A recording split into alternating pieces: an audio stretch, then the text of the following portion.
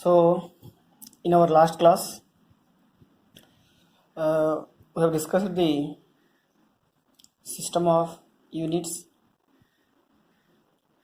and SI units of the various physical quantities, and the last one is plane angle and its unit is radian, and solid angle its units is steradian. So, here how to measure the plane angle? Suppose if you take a point and take this is the radius of the circle, then draw the one arc. So this is the circle.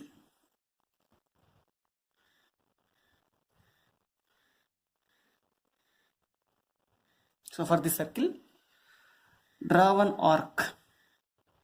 So this is also radius, this is center O, and this is the arc length. So this is arc. Let me take that arc is, this is small length, so let me take that length is D. Small length is D, and this small length is making some angle here, so that angle is theta. That angle is theta, so that is called plane angle. That means this plane or this arc length is making some angle with respect to O, so that angle is called plane angle. So here plane angle, so here plane angle theta is defined as the length of the arc,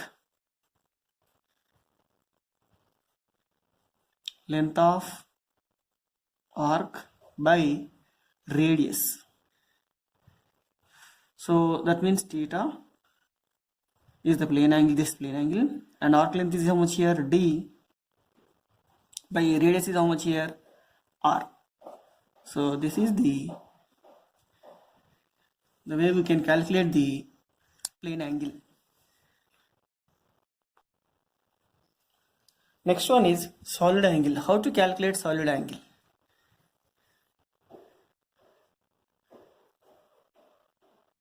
So how to calculate the solid angle? So here, suppose if you take a sphere means, so this is the sphere. So this is sphere, center of the sphere O, and this is the radius R. Now let us take a surface area on this sphere. Surface area means this surface area. So let us take, see, this is sphere. So this is our actual picture diagram. So let us take a small surface on this sphere. So this small surface, this small surface area. So that is nothing but this one.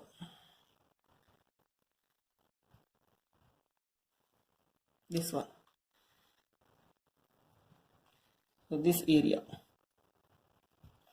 Let me take this area is equals to dA. This length here we will take ds. So this is ds. So this area is dA, small area. This small surface area is making some angle here. So that means here this surface area is making some angle with respect to center. That angle is called this angle. So this angle is called the solid angle. So that angle is how much here? D omega. That is equals to, what is the formula for this solid angle? The formula is ratio of the area intercepted by the surface to the square of the radius of that sphere. So that means simply it is dA by R square. What is dA? Area intercepted by the surface divided by R. R means radius of the sphere. So this is the way to calculate the plane angle and the solid angle. Right, next one is measurement of length. So measurement of length, what is mean by length first of all? So length means it is the distance between any 2 points. Suppose in a space, let me take this is one point, this is another point. So the distance between any 2 points is taken as the length. So that means simply we can say the distance between any 2 points, distance between any 2 points in a space is called length. So let me take here point A and point B. So the distance between this point and this point is nothing but here length. Here what is the SI unit of length? The SI unit of length is meter. So next, how to measure the length, or what are the instrument that we will use to measure the length? So of course we have two methods to measure the length here. So we will measure directly and indirectly also. So directly means by using instruments. By using instrument we can measure the length. So here we can use the scale. So this is the scale. So by using the scale we can measure the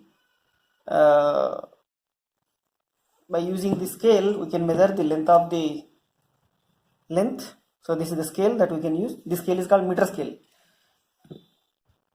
So by using meter scale,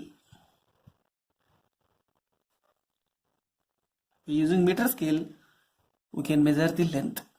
Similarly, by using vernier scale also, by using vernier scale or vernier calipers. So vernier calipers. And the next one is screw gauge.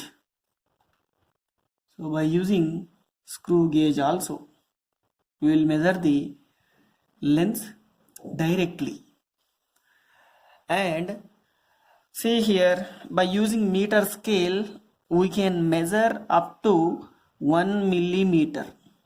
See here,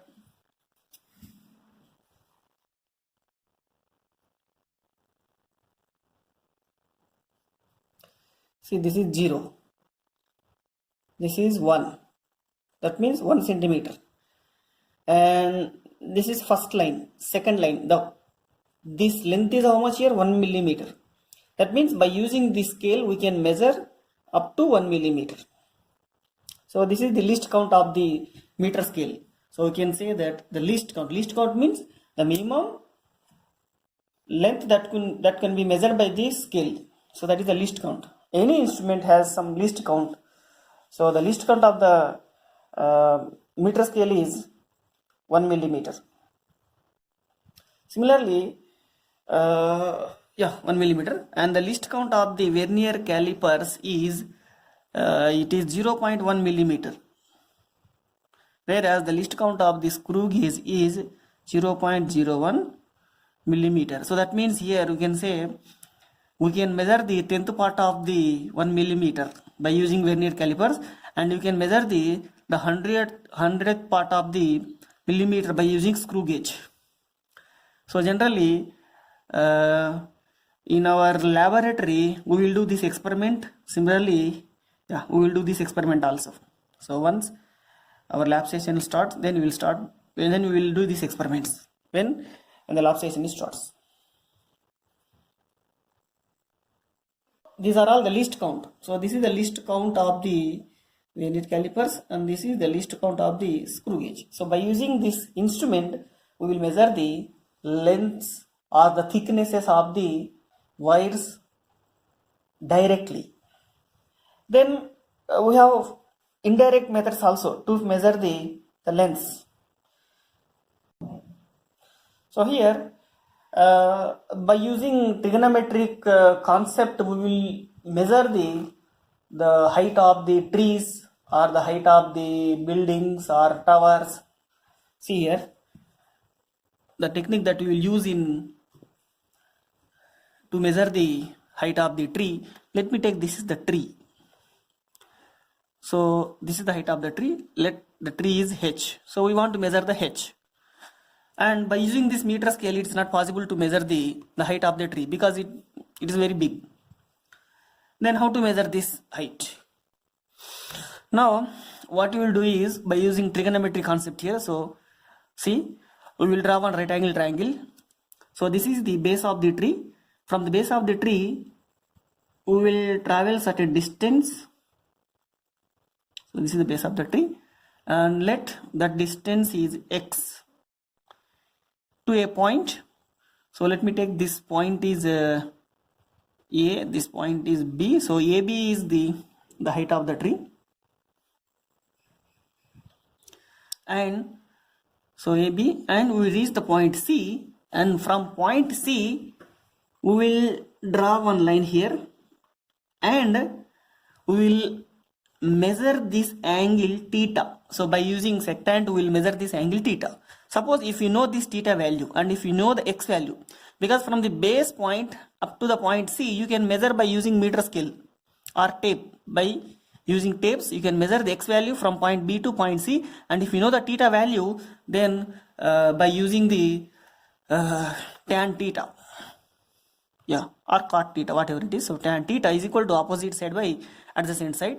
So that is equal to h by x. It implies h is equals to x into tan theta. See, from this equation we can measure the height of the tree, but you must know the x value and theta value. Suppose if you know the theta value and x value, then you can easily find the h value. So this is a simple technique to find the height of the tree or the height of the towers or buildings. So this is one of the easy method to find the length or the height of the tree. The next one is parallax method. So next one is parallax method. So this method is useful to find the distance, large distances. So that is, first of all, what is mean by parallax? Suppose if you see the pen, so just place this pen in front of your eyes and close one eye, left eye, and see the other end of the pen. Similarly, close the right eye and open your left eye and see the other end of the pen. So do this experiment. So just place this pen in front of your eye and first close right eye and open left eye and observe the other end of the pen, and repeat the same by closing the left eye and by opening the right eye. Then you will get the difference.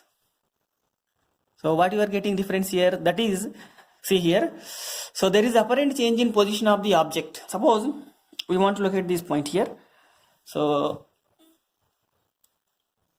let me take, this is a wall, and we want to observe this point by indicating one pen. So by using this pen I want to observe this point here.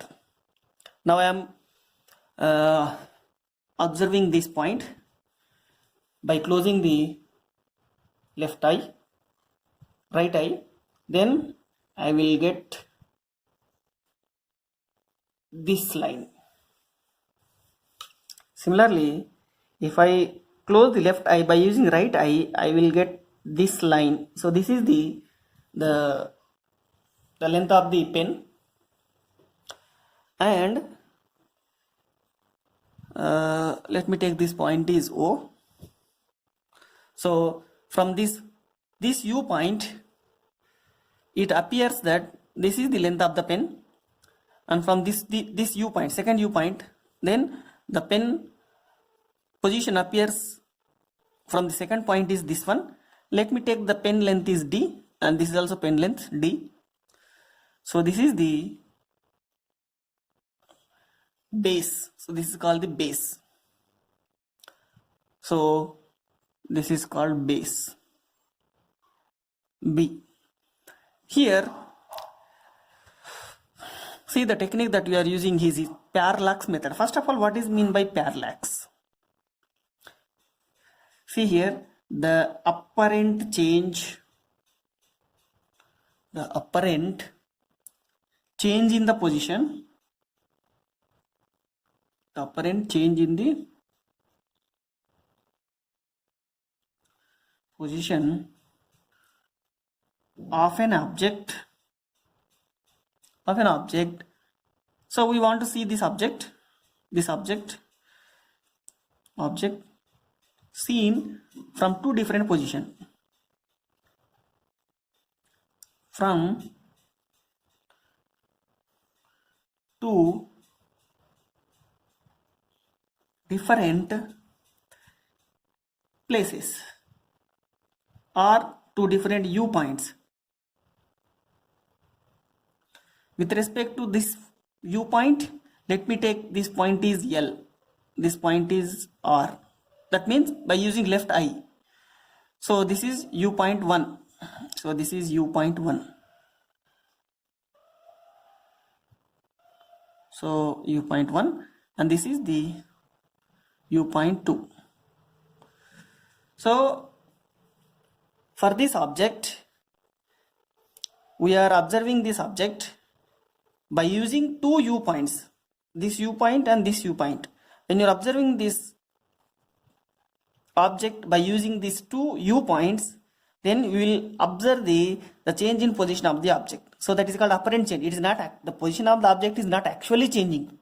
Because of our viewpoints, it appears to be changing. So that is called parallax. So this is the definition of the parallax. So this is the definition of the parallax. So parallax means the apparent change in the position of an object seen from two different viewpoints. Now here, the distance between these two viewpoints is called base. So what is here? Distance between two viewpoints is called base. Basis. So it is called actually basis B. So this is B and this is D. Now these two viewpoints are making some angle with respect to point O. So this angle is called the parallax angle. This is called the parallax angle. See here, from the relation between angle, arc length and radius, we can write directly, that is we can write that is theta is equals to B by capital D. Theta is equals to B by capital D. So this is the method to find the B value or D value or theta value, whatever it is. So by using this equation you can find any unknown values. So generally this is valid when this B value is very smaller than the D value. So this method is applicable when B value is very smaller than the capital D value. Then we can use this formula or this technique. So this is called parallax method to find the distances. So this method is called indirect method because you are not directly measuring the actual length. So anyway, next one is diameter of the planet. So by using this method we can find the diameter of the any planet or moon, diameter of a planet. Let us see how do we measure this, the diameter of the planet. So this is The method that we follow here is same parallax method. So this is our earth. So from this earth, let me take one point here, common point. Here we have one planet or moon. So this is a planet. And let me take 2 points here, A and B. Then the distance between A and B is nothing but the diameter D. So let me take, this is the diameter of the planet D. Now by using telescope, you can observe the point B on the planet from point O from the earth, and other end, this point, toward this end we will observe the point A this side. Now let capital D is the distance between point O and B, and similarly the distance between point A and O is capital D. And now the angle made by this A and B with respect to O is theta. See here, this is earth. Now how do you find the D value here? We know the formula, theta is equals to this is becomes the arc length of the small portion of point A and B, and by capital D, or you can say D is equals to theta into D. So this is the formula that we'll use here to find the diameter of the planet or any other planets. Next, suppose we want to measure the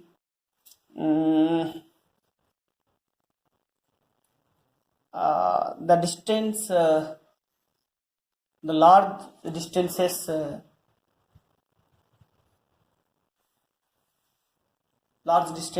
from our reference point. So by using sound wave,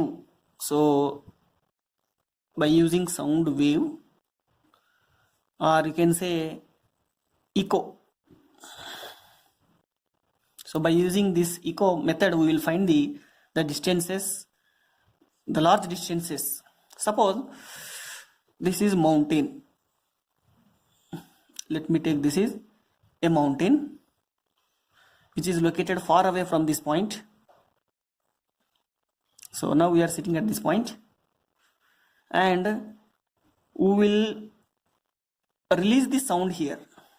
Then the sound will travel towards the mountain, and again it reflect back. So it reflect back. Then what is the distance traveled here? Let the distance traveled from point A to, let me take this point is B, is D. Again, while it is returning back from B to A, again it travels the same distance. Now what is the total distance is traveled? The total distance traveled is D is the total distance traveled is how much? The total distance is equal to how much? 2D. This D plus this D. And what is the speed of the sound? Let the sound speed is V, and it takes some time to travel from point A to point B, again point B to point A. How much time it takes? T time.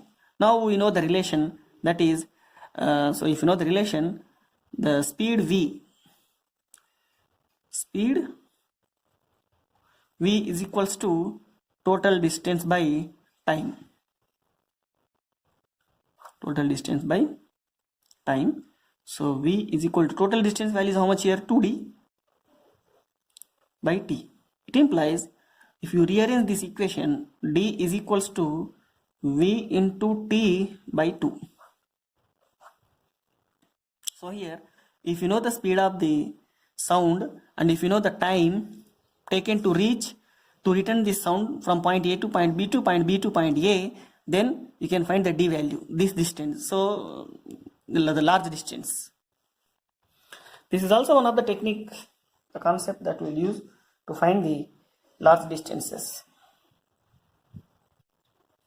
So generally, in our practical life or in our daily life, we will, or in experiment also, we will measure the lengths in the order of 10 power minus 10, 10 power minus 6 to in the order of 10 power 15, 10 power 11. That means, suppose if you observe the size of the atom. So size of the atom is very, very, very small. So the order may be around 10 power minus 14, 10 power minus 15. Similarly, if you observe the size of the one light year, so it is an order of 10 power 15. That's why we have certain common units for the lengths. So we have some common practical units.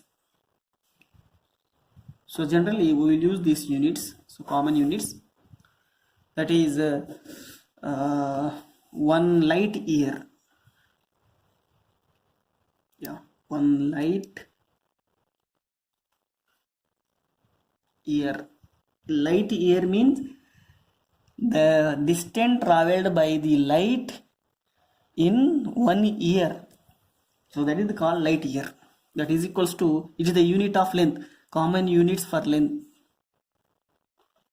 This is for length. It is around 9.46 into 10 power 15 meters. So, or you can say simply 1 light year is equals to 9.46 into 10 power 15 meters. And of course we will use one more unit, one astronomical unit. Astronomical unit, that is equals to 1.49 into 10 power 11 meters, or 1 AU is equals to 1.49 into 10 power 11 meters. And so we have one more unit, that is the 1 micron. So you might be known this value, 1 micron. Yeah, 1 micron. So that the symbol is actually, it is m, but the symbol is mu. So it is 10 power minus 6 meters, or you can say 1 micrometer is equals to 10 power minus 6 meters. And we have one more unit, so that is the nanometer, 1 nanometer. So these are all the common units, that we will use in physics. 1 nanometer is equals to 10 power minus 9 meters. And we have one more unit, this is nanometer. We have one more unit, 1 angstrom. This is angstrom. You can write this is 1 angstrom. Angstrom is the scientist name. Angstrom is equal to 10 power minus 10 meters. And similarly, we have one more unit also. So 1 Fermi. 1 Fermi is equals to simply 10 power minus 15. So 10 power minus 15. So Fermi scientist name. So 1 Fermi, Fm, is equal to 10 power minus 15 meter. So these are all the units commonly we will use in science. These are all the units of the length. Similarly, we will use certain units to measure the area. So we might be known the term area. What is the SI unit of area? The SI Unit of area is simply meter square. So one acre, 1 acre of lands. So generally we will use this term when you are measuring the area of the land. 1 acre land is how much? It is approximately is equals to 407 meter square, 4047 meter square. And we will use another term, that is hectares. So in terms of hectares also we will use units for area, that is simply 10 power 4 meter square. 10 power 4 means 10000, 10,000 meter square. So that is 1 hectare. So these are all the different units we will use to measure the length. Next one is measurement of mass. So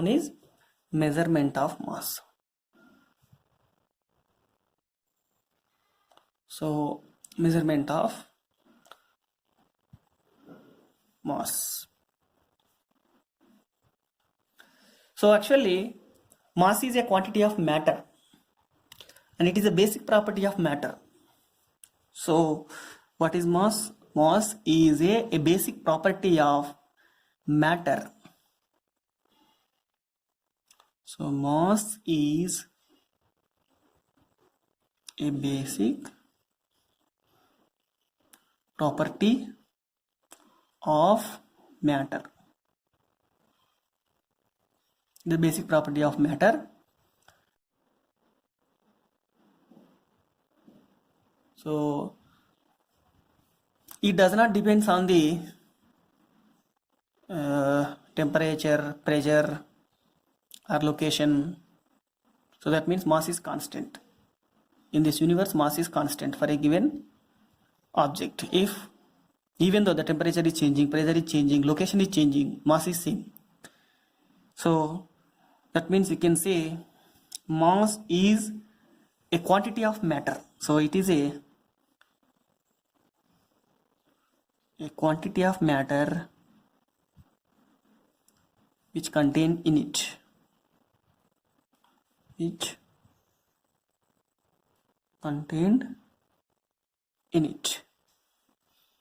And the SI unit of mass is kg, kilogram. And what are the instruments that we will use to measure the mass? So in our groceries shops also we will use the common balance. So that is the instrument that we will use to measure the mass. So simply common balance. Common balance is the instrument we will use to measure the masses in grocery stores. So, and this common balance is generally we will use to measure the masses for a average, for a small value. Suppose if you want to measure heavy objects means suppose mass of the moon or mass of the planets, mass of the stars, then this common balance is not suitable. If that is the case, then we will follow a particular method called gravitational method.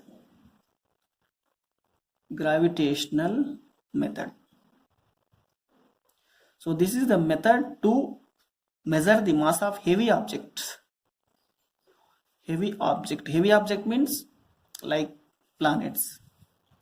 Suppose if we move towards the atomic level, that means suppose if you want to measure the mass of the electron, atoms, protons, neutrons, then can you use the common balance? Yes, we cannot use common balance in case of micro levels. At that point also we will use a particular method called mass spectrograph.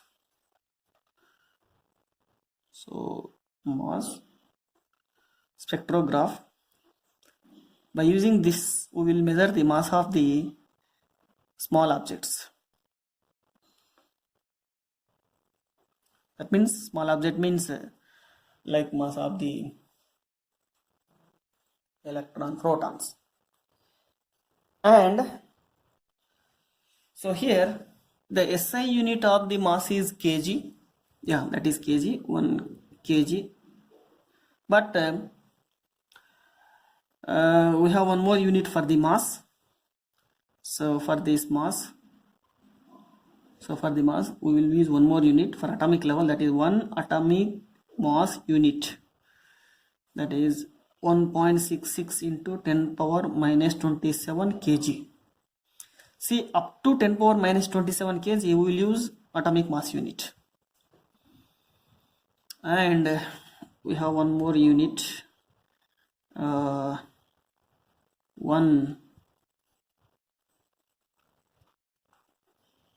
quinta. So quinta, do you know the name quinta? Quinta means 1 quintal. 1 quintal is equals to 100 kgs. 100 kgs. Next one is, we have one more unit, ton. 1 ton, it is equals to 10 quintas. 10 quintals, or you can say it is 10 quinta. 1 quinta means 100 kg. That means you can say simply 1000 kg. So 1 ton is equal to 10 quintas, or that is equal to 1000 kg. So these are all the units for mass. And we have one more unit, that is pound. 1 pound. So 1 pound means it is approximately half kg, but not exact half kg. So 0.45, yeah, 453 kg. So that is also unit of the. So like that you can find the various units for mass. And we have one more unit, that is Chandrasekhar. So Chandrasekhar limit. So Chandrasekhar, the name Chandrasekhar is Indian name. He is from one of the scientist name. So Chandrasekhar.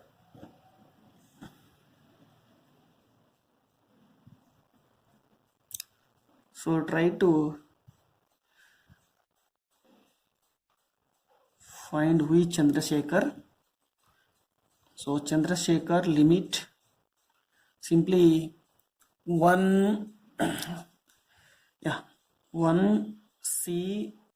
CSL is equals to, so Chandrasekhar limit is also unit for the mass, that is equals to 14 times the mass of the sun.